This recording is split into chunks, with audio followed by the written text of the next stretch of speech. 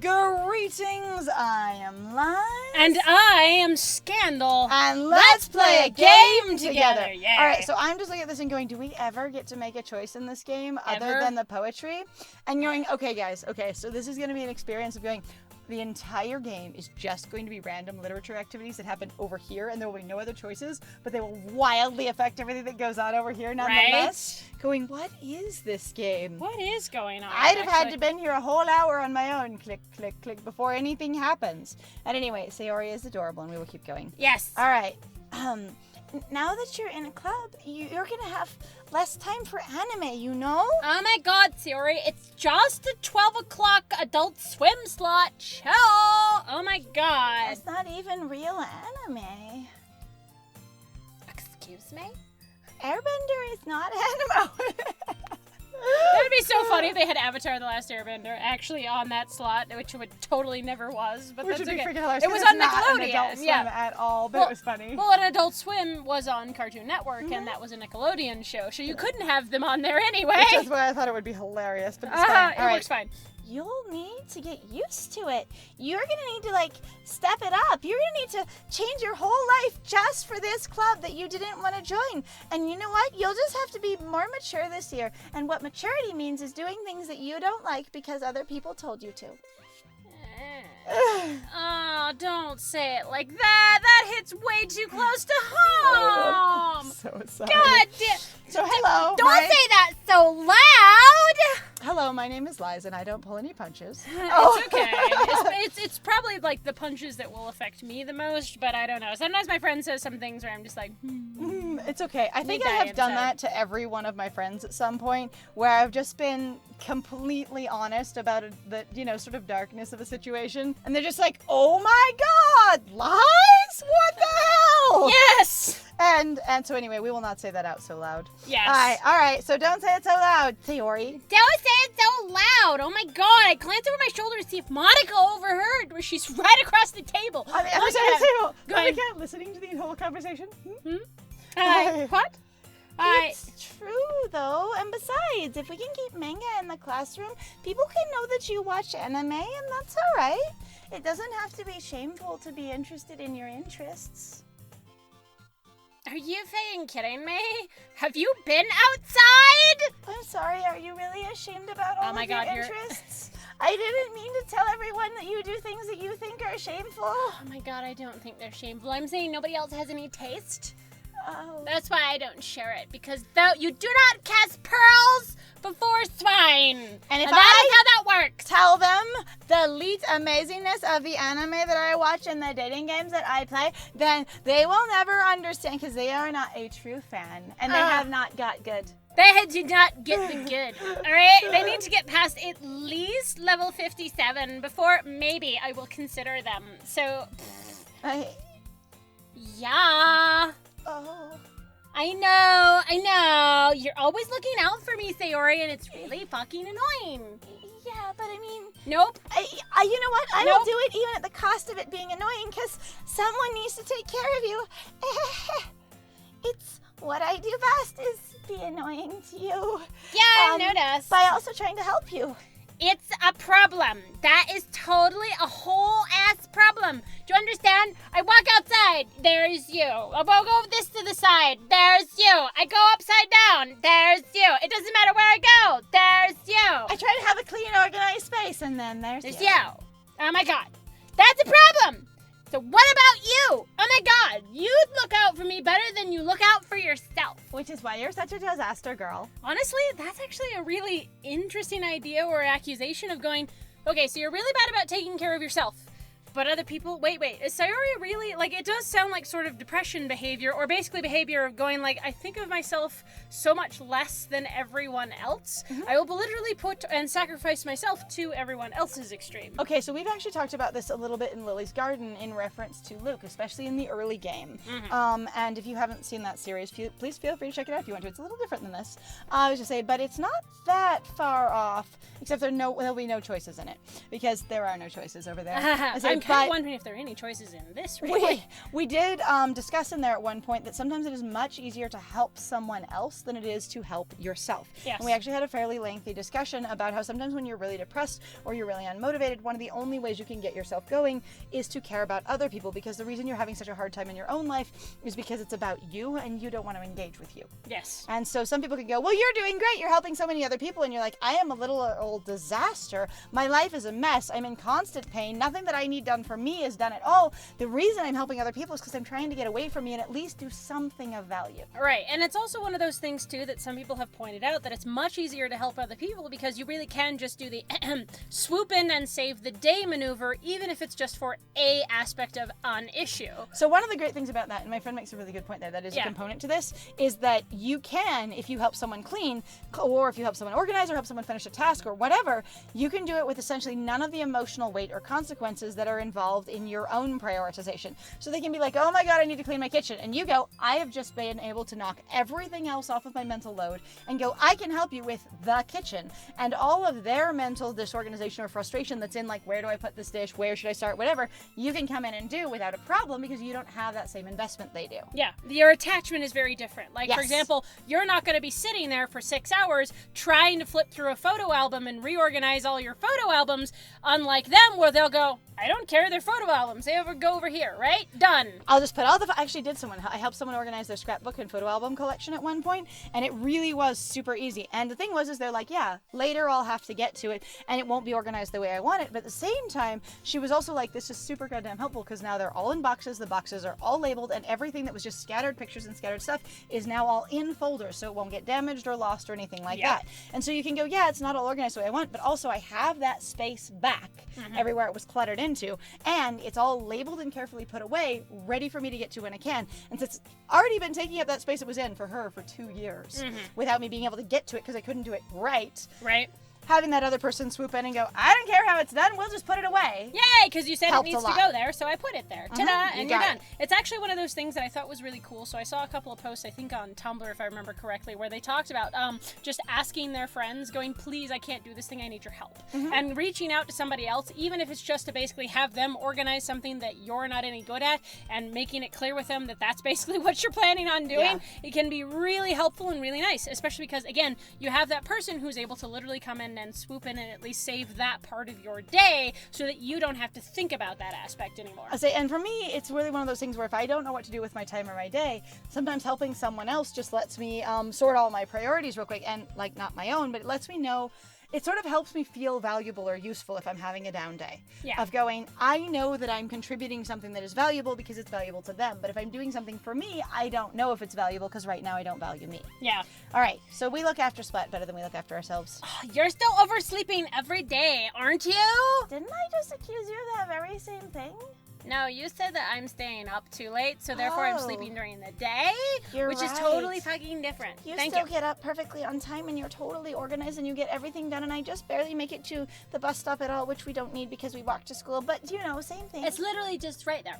Yeah, I know, and it's sometimes having that be so close actually makes it feel like less of a priority because I keep going, well, I could make it in 20 minutes. Well, I could make it in 10 minutes. Well, I could make it in 2. Actually, I've had that as a manager in jobs where sometimes the people that live closest to the job have the hardest time being there on time because they keep telling themselves, yeah, but I still can make it because it only takes a couple minutes to get there. Right. And so it's those people that go, I haven't, 40 minutes to get there and I don't know what the variables will be, that usually are really, really reliable. Right. And the ones that are just, really, really close that are less likely, in my own experience, to get there on time because they keep going, but I have time for one more thing. Not every day. That's just totally not very convincing and you're a horrible liar. Also, I have been there. Thanks. I know that you're not on the bus all the time, honey. Well, yeah, because we walk. I mean, when I say not every day, and it's not actually a lie because every day in my whole life I haven't always slept in. So it's not been every day. Oh my God. How many days this past week have you gotten up on time? I hope Monica's not listening, even though Monica's still sitting right there, politely pretending like she's not part of this conversation, going, this just got really heavy, honey. You know what, I'll just stand up and maybe I'll go help with that tea in the closet. Maybe that could be a good idea. Or something. It's a secret. I knew it. Oh my god. Come on. At least give me the benefit of the doubt. Not with that face, honey. I don't have to tell you whether or not I got up on time every single day. You don't get to police me and my habits. Well, if you're gonna do that to me, it's only tit for tat, yeah? You're screwed now because this is how the world works, honey. I can't even do that, okay? Like, look, Sayori, it's written all over you. You are really a terrible fucking liar. Sayori glances around at herself. Looks at herself aggressively, looks behind, checks her booty, checks her makeup. Oh. If she has it, God.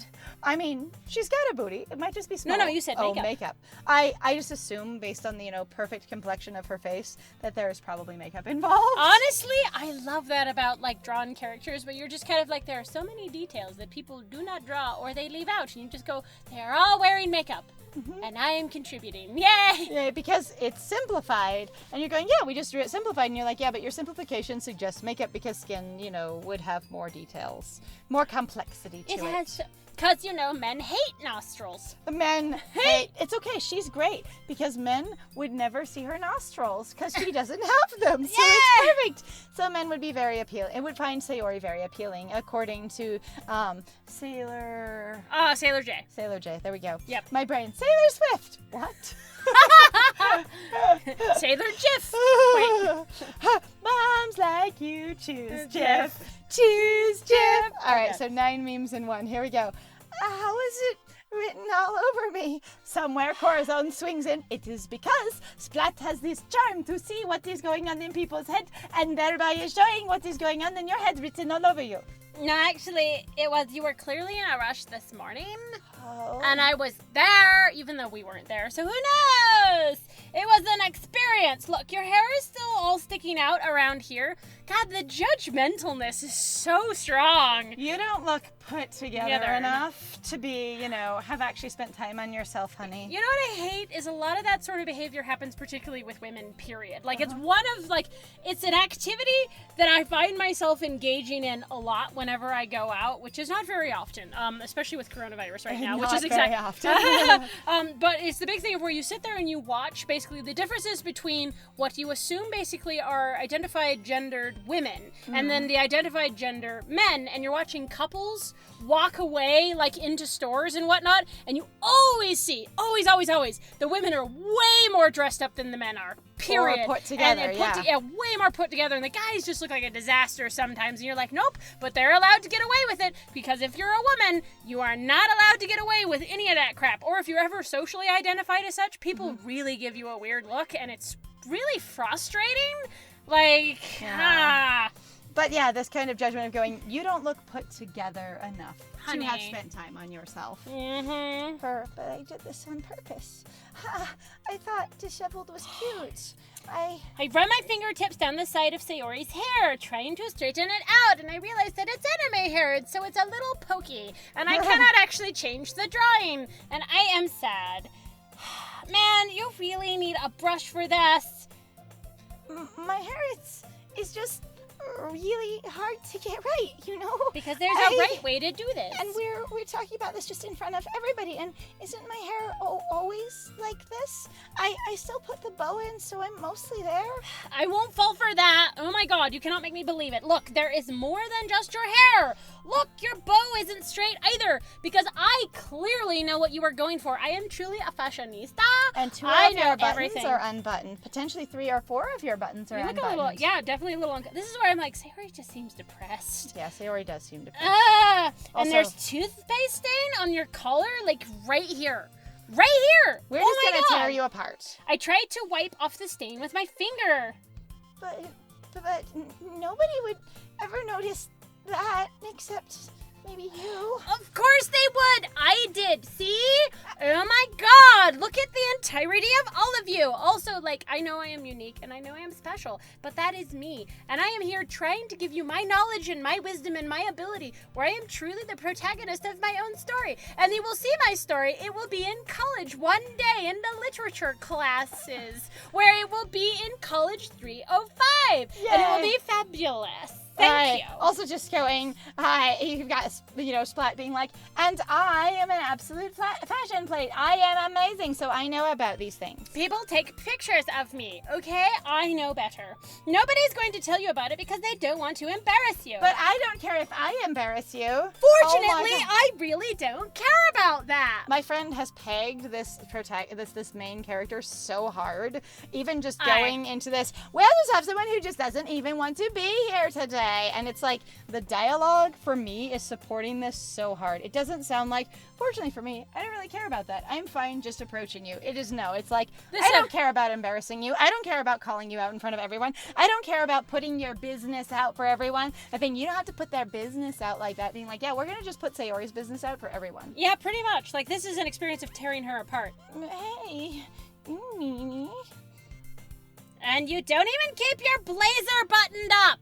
Or your blouse. Oh my god, or your blouse, which I think is actually supposed to be... Oh, because your blazer, so the outside jacket is supposed to be buttoned up. That's unfortunate.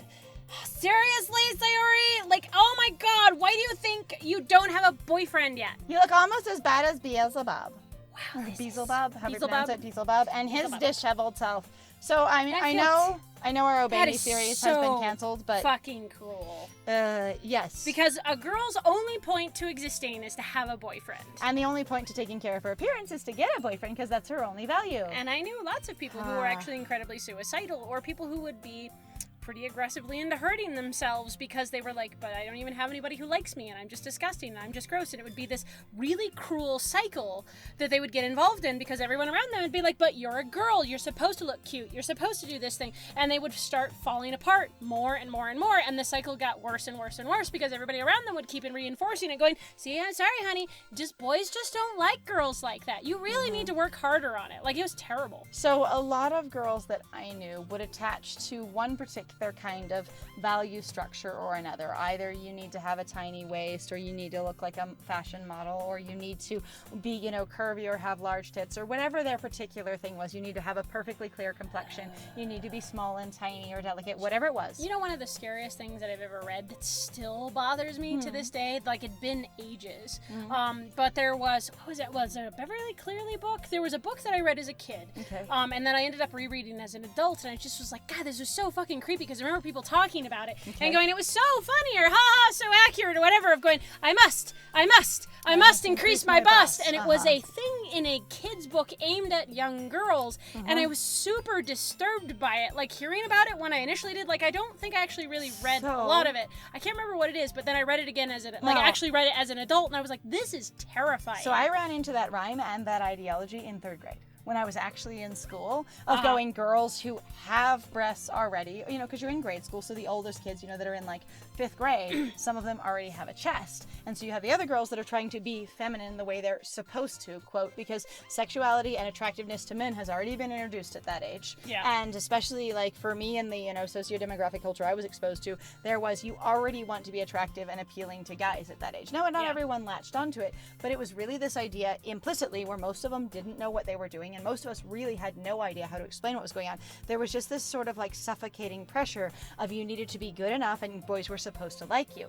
And then as the girls that I knew got older, those various things that I talked about they would latch onto, they basically would have this really high standard for that one thing and go, if I don't have this one thing, no one will ever love me. Yeah. And it would be this whole algorithm of what womanliness or attractiveness or value is, and they would focus on, like I said, hyper-focus on a couple with little pieces of it. Yeah. And then go, but I don't have that thing, and that thing is the thing that matters. And for me, I really focused hard in on, for a long time, of the like hip to waist ratio thing. Of it, you were supposed to be small, you were supposed to be fit, but you needed to have curve. If you had a boyish figure or a straight sort of, experience line in regards from to your waist to hip, then you weren't attractive. Yeah. And that was one of the things that I focused in on, because that was sort of what my mom found important. Yeah, and that was kind of like where my thing growing up definitely was. I remember a lot of things about my thighs was a huge part of that, where they'd be like, don't have fat thighs kind of thing. And I remember for the longest time just being like, God, I am so fat, I am so overweight when I was younger. It was so frustrating. And sometimes actually it's been a really terrible experience to go back and go look at those pictures and see where I was, and also completely remember it and go, God, I was just a kid. Might have been a little bit chubby, but guess what? There are a lot of kids who are a little chubby, and there's nothing wrong with that. But I've heard horror stories, even where people are like, my infant is too fat. You're like, they're a fucking baby. What the hell is wrong with the dieting culture that it's like it's literally going to try to force your small little baby to not eat as much? And it's like, they're growing. Who the fuck cares? And if we didn't have so much shame tied to it, So, yeah. It's kind of like Star Trek, actually. The story with Jean-Luc Picard, where actually, with the actor that they picked to play him, Sir Patrick Stewart, they were like, why did you pick to play this bald guy, from Gene Roddenberry? No. Why did you pick a guy who's bald to play him? Why did you pick a guy who is bald to play him? And he's like, Gene Roddenberry was just kind of going, it's the future. In this particular setting, I think it wouldn't fucking matter. Yeah, and so they argued, well, wouldn't you be able to cure male pattern baldness in the future? And he went, in the future, I don't think it would be discriminated against. Right. And you went with two very different directions there. And there's something really powerful about that, of going, in the future, we can fix this problem, and going, in the future, we don't consider this a problem. It's just people. Yeah. If it doesn't harm you in any way, and since no one's discriminating against it, it doesn't harm you socially, then it's not a big deal. And sure, aesthetically, you can change it if you want to, but there's no pressure to do so because it isn't considered shameful. Yeah. And I thought that was a really cool piece. But anyway, a lot of that was kind of a deep topic. But again, this is a really big statement here that just encapsulates so much of what being a girl is, as far as what other people are concerned, or what that basically social role is. So your gender role, like, this is a lot of what the girl/woman gender role is. If you're not desirable to a man in a way that you can demonstrate, such as having a boyfriend or a consistent partner, or a lot of social interest, then you're not doing girl/woman properly. Right. And I have felt really bad. So I've known a couple of kids who have been a little bit stressed out about being like, but everybody around me keeps going, well, now we're dating. Well, who do you like? Blah, blah, blah, whatever. And they're like, I don't care. Like, I don't want to be involved with that. And I feel that very strongly because that was me when I was a kid. Shockingly, I was really uninterested in a lot of that stuff.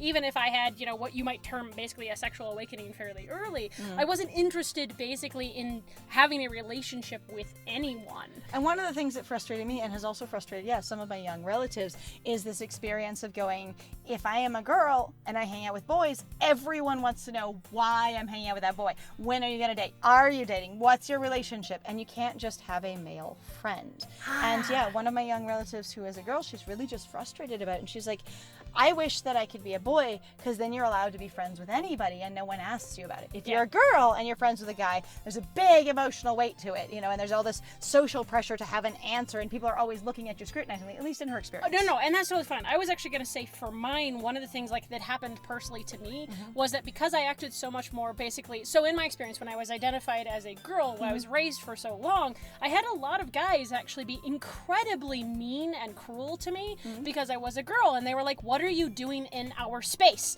You're not supposed to be here. Either you're a girl or you're some weird, foreign object that doesn't even make sense, because there was no sense of gender exploration when I was younger in that way. It's just the fact that you're either a girl or a boy, and that's all you have. And I got a lot of comments of going like, you're a huge tomboy, blah, blah, blah, whatever, this is really frustrating. And then I also had funny cases where there would be guys being like, well, Scandal's not a girl. Scandal's totally, one of the boys or whatever else. Or Scandal can be here because they're not a girl.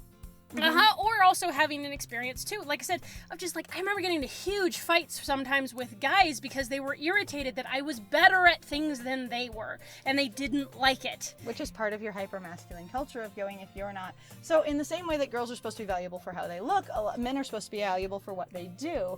And it can be very frustrating or intimidating, or basically can pull your identity out from under you if you don't feel like you can successfully be really good at what you do because other people are better. Yeah. And then in the same way that a girl can feel invalidated and have no value and no purpose because she doesn't have the beauty she's supposed to, as it were. A man or a boy can feel invalidated and useless and have no purpose because he doesn't have the skill he's supposed to. Yeah. Anyway, so all of those things. And in the meantime, yes, thank you. We'll find out why maybe that she doesn't have a boyfriend yet in the next one. I'd really rather not, because it doesn't fucking matter. Anyway, so thank you for joining us. Gosh, if you have any feelings or thoughts about this, please feel free to to like, comment, and subscribe about this, or talk about this, or share this.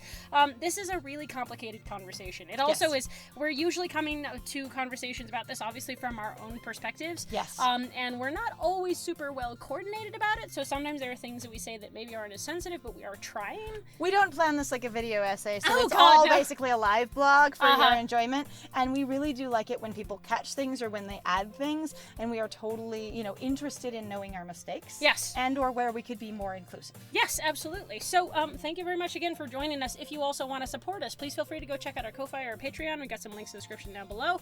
Also, please, like I said, feel free to share our videos if you're having a good time or want to start a conversation with someone else about this. Because sometimes it can help to basically have that sort of intermediary, sort of stepping off point that you don't have to start that piece of the conversation, and you can use somebody else as that basically stepping stone. Yeah, you can say, hey, check out this piece of media, and then when it gets to that place, you can be like, so what did you think about that? Right, absolutely. And other than that, I have been Scandal. And I have been Lies. And it was great playing with you. Bye!